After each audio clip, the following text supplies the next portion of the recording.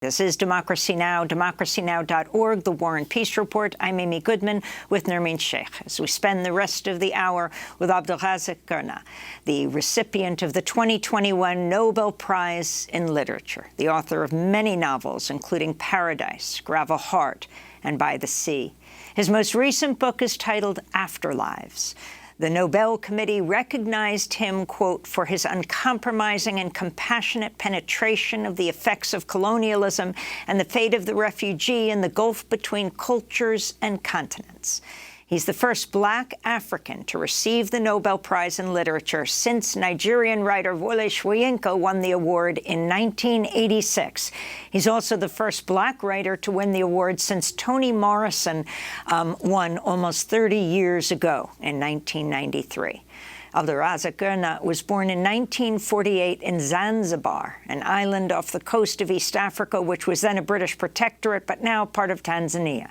Gurnah fled the country in the late 60s following the Zanzibar Revolution, arriving in Britain as a refugee, where he's lived ever since.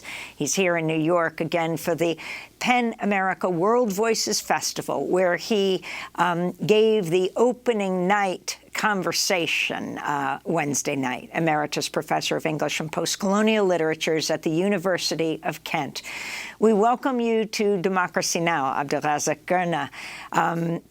Congratulations on your Nobel Prize for Literature.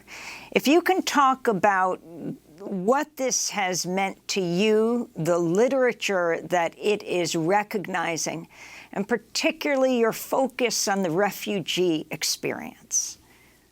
Sure. Well, thank you very much for having me on your program. As we all know, I think the Nobel Prize is a global recognition. So any writer would be absolutely thrilled and delighted and honored to be given the award, not only because of the recognition for the writing, but also because it places you in a pretty strong team. All those other previous laureates, and you think people whose work you've read and admired, and you're now included amongst them. So the most important thing in the first instance, anyway, for a writer, I think, is the honor of this recognition that you're writing. Deserves to be recognized in this way. The other thing, of course, is that people want to know about your work, want to know about you as well, not just your work. And that's terrific in a certain way, but it's an expression of just how important I think the Nobel Prize is. So even if people are not particularly intensely interested in reading literature or literature of a certain kind, nonetheless, the prize signifies something. It signifies something for, in my case anyway, for people where I come from who've been overjoyed. It also signifies something about the subjects that I have been writing about displacements and migrations, and as you mentioned in your introduction, about the kinds of experiences of people who are dislocated in this way, refugees, asylum seekers, or whatever it might be.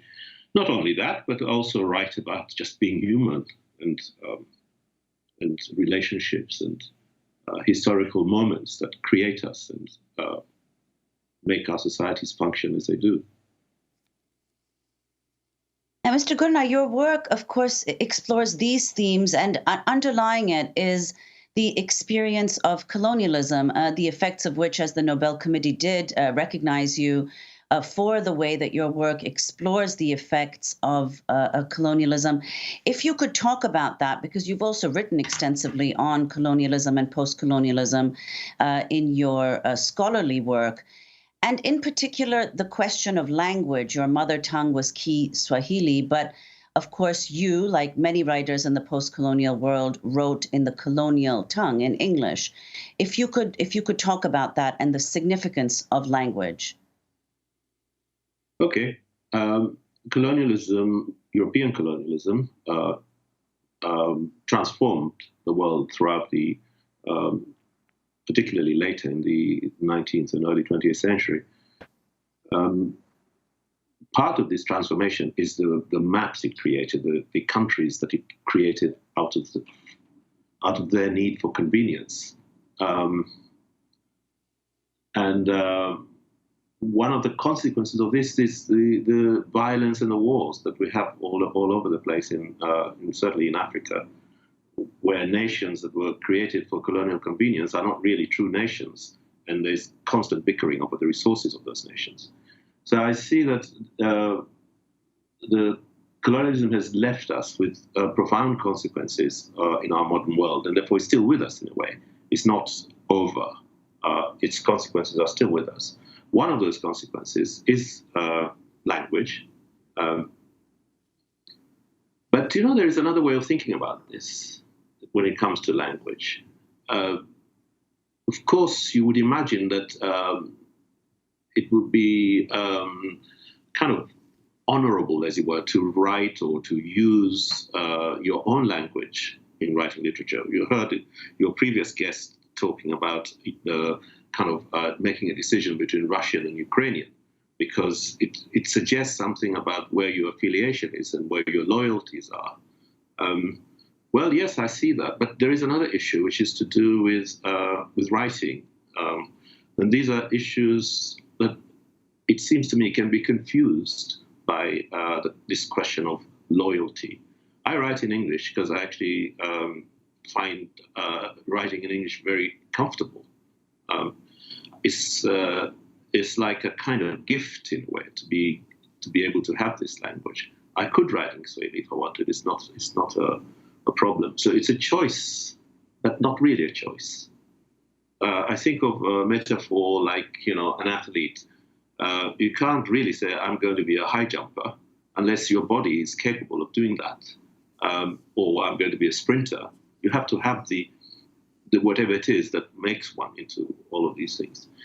And I think from a point of view of writing, there is such an intimate relationship to the language you write that I think only you as a writer can know that, which is a language that you can move around in this kind of sinuous way that writing has to do. And anyway, here we are.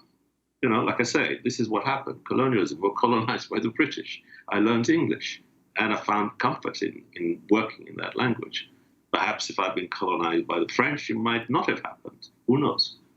I often think of the way Derek Walcott put this in his essay, The Muse of History, when he too is talking about English, although he's talking about the literary tradition of English rather than the language of English, because, of course, most Caribbean people don't have any choice so far as language is concerned in the way, say, somebody like me. But he said, they can no more take it away from me than I can give it back.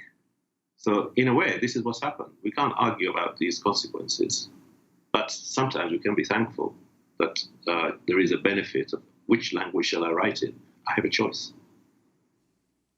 And Mr. Gurnah, you've spoken about having grown up in an extended family with your mother, of course, but also aunts and other extended family members, and hearing stories that were being exchanged and told by the women.